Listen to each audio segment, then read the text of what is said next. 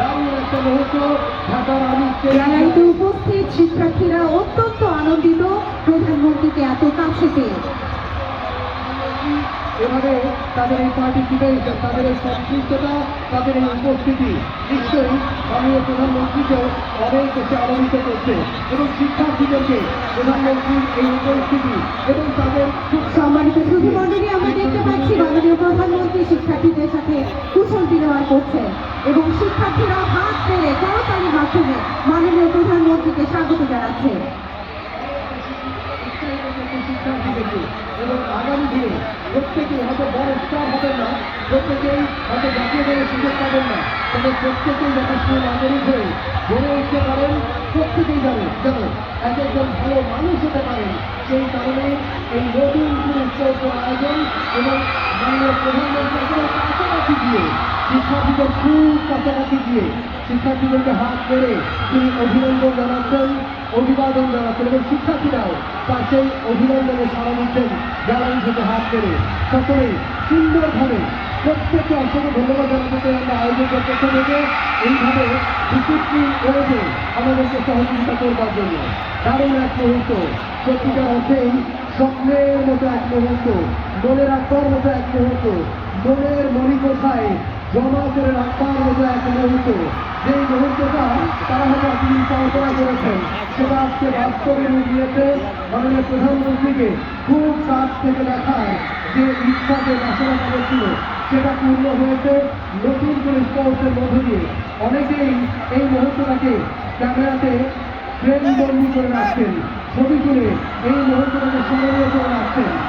Stadium ঘুরে ঘুরে শিক্ষার্থীদের খুব কাছে গিয়ে হাজার হাজার শিক্ষার্থী ঢাকার বিভিন্ন স্কুল থেকে ঢাকা গড়ে উঠতে, আগামীতে একজন সুস্বাস্থ্যবান মানুষ হয়ে গড়ে উঠতে দারুণ এক মুহূর্ত আপনারা দেখতে পাচ্ছেন। সুপ্রিয় দর্শক, মাননীয় প্রধানমন্ত্রী মাঠ ঘুরে ঘুরে শিক্ষার্থীদের খুব কাছাকাছি গিয়ে তাদেরকে ইন্সপায়ার করছেন, উৎসাহিত করছেন, হাসি মুখে তাদের খুব কাছাকাছি গিয়ে তাদেরকে হাত ধরে অভিনন্দন জানাচ্ছেন, অভিবাদন জানাচ্ছেন। দারুণ এক মুহূর্ত, স্বপ্নের মতো এক মুহূর্ত।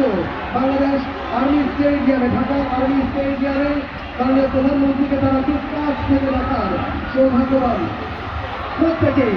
অনেকেই হাত বাড়িয়ে দিচ্ছেন। আমি সকলকে আহ্বান করবো সুশৃঙ্খল ভাবে থেকে এই মুহূর্তটার সাক্ষী হতে। অনেকেই দেখতে পাচ্ছেন আমার সামনে এগিয়ে এসেছেন, প্রত্যেক অতিথিবৃন্দ দারুণ উপভোগ করছেন। তবে শিক্ষার্থীদের প্রতি আমাদের আহ্বান, আপনারা যে যেখানে রয়েছেন সুশৃঙ্খল ভাবে এই মুহূর্তটা উপভোগ করবেন, কেউ বিশৃঙ্খলা তৈরি করবেন না। অনেকে দেখতে পাচ্ছেন হাত বাড়িয়ে দিচ্ছেন, এমনটা না করবার জন্য আহ্বান করছি।